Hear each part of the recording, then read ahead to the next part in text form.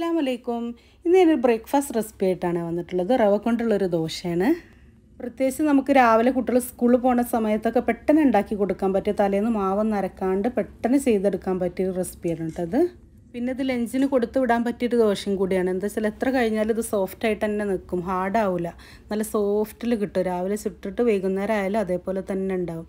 ഞാൻ മിക്സിയിലേക്കാണ് ഈ മാവൊക്കെ ഇട്ട് കൊടുക്കുന്നത്, ഒന്ന് അരച്ചെടുക്കാണ്ട്. അപ്പോൾ ആ മിക്സിയിലേക്ക് തന്നെയാണ് ഇതിൻ്റെ അളവൊക്കെ ഇട്ട് കൊടുക്കുന്നത്. അതിനായിട്ട് 1.5 കപ്പ് റവ എടുത്തിട്ടുണ്ട്. വറുത്ത റവ ഒന്നും വേണമെന്നില്ല, ഏത് റവ ആയാലും മതി. 1.5 കപ്പ് റവ എടുത്തിട്ടുണ്ട്. പിന്നെ ഇതിലേക്ക് 4 ടേബിൾ സ്പൂൺ ഗോതമ്പ് പൊടി ചേർത്ത് കൊടുക്കുക. മൈദപ്പൊടി ആയാലും മതി, ഞാനിപ്പം ഗോതമ്പ് പൊടിയാണ് എടുത്തിട്ടുള്ളത്. പിന്നെ 1.5 ടേബിൾ സ്പൂൺ പഞ്ചസാര, 1 ടീസ്പൂണ് ഇൻസ്റ്റൻറ്റ് ഈസ്റ്റ്, ആവശ്യത്തിനുള്ള ഉപ്പ്. ഇനി മാവ് നരച്ചെടുക്കാൻ വേണ്ടിയിട്ട് ആവശ്യത്തിനുള്ള വെള്ളം ചേർത്ത് കൊടുക്കുക. ഇളം ചൂട് വെള്ളമാണ് വേണ്ടത്. വെള്ളം ചൂട് കൂടി പോകരുത്, അപ്പോൾ ദോശ ചുട്ടാൽ ശരിയാവില്ല. അപ്പോൾ ഇളം ചൂട്, നേരിയ ചൂടിലുള്ള വെള്ളം മതി. ഞാൻ 2 കപ്പ് 250 ml ആ മാവ് എടുത്തിട്ടുള്ള അതേ കപ്പിൽ 2 കപ്പ് വെള്ളമാണ് എടുത്തിട്ടുള്ളത്. എന്നിട്ട് മിക്സിയിൽ അരക്കുന്നതിന് മുമ്പ് ഒരു സ്പൂൺ വെച്ചിട്ട് ഇതിൻ്റെ കട്ടകളൊക്കെ ഉടച്ച് കളഞ്ഞിട്ട് വേണം മിക്സിയിലേക്ക് അരക്കാൻ വേണ്ടി. നല്ലപോലെ ഫൈനായിട്ട് തന്നെ അരച്ചെടുക്കുക. എന്നിട്ടൊരു ബൗളിലേക്ക് ഒഴിച്ച് വെച്ചിട്ട് ഒരു 15 മിനിറ്റ് അടച്ച് വെച്ചിട്ട് റെസ്റ്റ് ചെയ്യാൻ വേണ്ടിയിട്ട് വെക്കണം. ഇനി നമുക്ക് വെള്ളം വേണമെങ്കിൽ ചുടുന്ന സമയത്ത് ആവശ്യത്തിന് ചേർത്തെടുത്താൽ മതി, അതിൻ്റെ കട്ടി നോക്കിയിട്ട്. അപ്പോൾ ഒരു 15 മിനിറ്റ് ഇതിന് റെസ്റ്റ് ചെയ്യാൻ വേണ്ടിയിട്ട് വെക്കാം. 15 മിനിറ്റ് കഴിഞ്ഞിട്ടുണ്ട്. ഇനി ദോശ ചുട്ടെടുക്കുക. അതിനായിട്ടൊരു പാൻ അടുപ്പത്ത് വെച്ചിട്ടുണ്ട്. പാന് നല്ല പോലെ ചൂടായി കഴിഞ്ഞാൽ ഒരു മീഡിയം ഫ്ലെയിമിലിട്ടിട്ട് വേണം അത് ചുട്ടെടുക്കാൻ വേണ്ടിയിട്ട്. ഹൈ ഫ്ലെയിമിലിട്ടാൽ വേഗത്തിൽ കരിഞ്ഞു പോകും, അപ്പോൾ മീഡിയം ഫ്ലെയിം മതി, അപ്പോൾ കരിയാണ്ട് പാകത്തിലായിട്ട് കിട്ടും.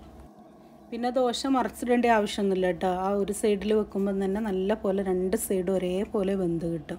പിന്നെ വേണമെങ്കിൽ നെയ്യൊക്കെ ചേർത്ത് കൊടുക്കാം. നെയ്യൊക്കെ ചേർക്കുമ്പോൾ ഒന്നും കൂടി കൂടുതൽ ടേസ്റ്റ് ഉണ്ടാകും, കറിയൊക്കെ ഇല്ലാണ്ട് കഴിക്കാൻ വേണ്ടിയിട്ട്. ഞാനിപ്പോൾ കറിക്ക് കൂട്ടുന്ന കാരണം നെയ്യൊന്നും ചേർക്കാണ്ട് ചുട്ടെടുക്കുകയാണ്. നെയ്യ് ചേർത്തില്ലെങ്കിൽ തന്നെ നല്ല സോഫ്റ്റ് ഉണ്ട്. കണ്ടില്ലേ, അത് ദോശയിലൊക്കെ എല്ലായിടത്തും ഡോട്ട്സ് വന്നിട്ടുണ്ട്. ഇനി നമുക്ക് ഒരു പരുവായി എന്ന് തോന്നുമ്പോൾ മറ്റേ സൈഡ് ബ്രൗൺ കളറായിട്ടുണ്ടാകും, കരിഞ്ഞ് പോകാണ്ട് നോക്കണം കേട്ടോ. ഇനി ഓരോ ദോശ ഇതേപോലെ തന്നെ ചുട്ടെടുക്കുക. ഈ ഒരു ദോശ വെറുതെ കഴിക്കാൻ തന്നെ ടേസ്റ്റാണ് കേട്ടോ. പിന്നെ മുട്ട റോസ്റ്റിൻ്റെ കൂടെയും ബീഫ് കറിൻ്റെയും ചിക്കൻ കറിൻ്റെ കൂടെ ഒക്കെ നല്ല കോമ്പിനേഷനാണ്. അതേപോലെ തന്നെ തേങ്ങാപ്പാലിൻ്റെ കൂടെ ഒക്കെ നല്ല ടേസ്റ്റ് ഉണ്ടാവും.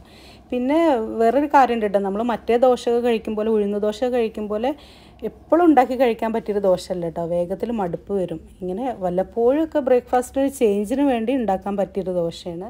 എനിക്ക് ഈ ഒരു 1.5 കപ്പ് റവനെ കൊണ്ട് 10 ദോശയാണ് കേട്ടോ കിട്ടിയിട്ടുള്ളത്. പിന്നെ ഇത് വേഗത്തിൽ വയറ് നിറയും കേട്ടോ. നമ്മൾ 2 എണ്ണമൊക്കെ കഴിക്കുമ്പോൾ തന്നെ വയറ് ഫില്ലായ പോലെ തോന്നും. പിന്നെ ഇത് കഴിച്ച് കഴിഞ്ഞാൽ കുറേ നേരത്തേക്ക് വിശക്കില്ല, നമുക്ക് വയറിങ്ങനെ ഫില്ലായിട്ട് തന്നെ കിടക്കും കുറേ നേരത്തേക്ക്. ഈ വീഡിയോ എല്ലാവർക്കും ഇഷ്ടപ്പെട്ടെന്ന് വിചാരിക്കണം. എല്ലാവരും ഇത് ട്രൈ ചെയ്യണം കേട്ടോ. പിന്നെ ട്രൈ ചെയ്തിട്ട് ഇഷ്ടപ്പെട്ടാൽ ലൈക്ക് ചെയ്യുക, ഷെയർ ചെയ്യുക, സബ്സ്ക്രൈബ് ചെയ്യുക. സബ്സ്ക്രൈബിൻ്റെ തൊട്ടപ്പുറത്തെ ബെല്ലൈക്കൺ ക്ലിക്ക് ചെയ്തിട്ട് കമൻറ്റ് ചെയ്യുക കേട്ടോ. അതെൻ്റെ നമ്മൾ ലാസ്റ്റ് വീഡിയോയിൽ ചേന ഫ്രൈ ആയിരുന്നിട്ടില്ല, നിങ്ങളത് പോയി കാണാം കേട്ടോ. ട്രൈ ചെയ്യുക. അപ്പോൾ ബൈ.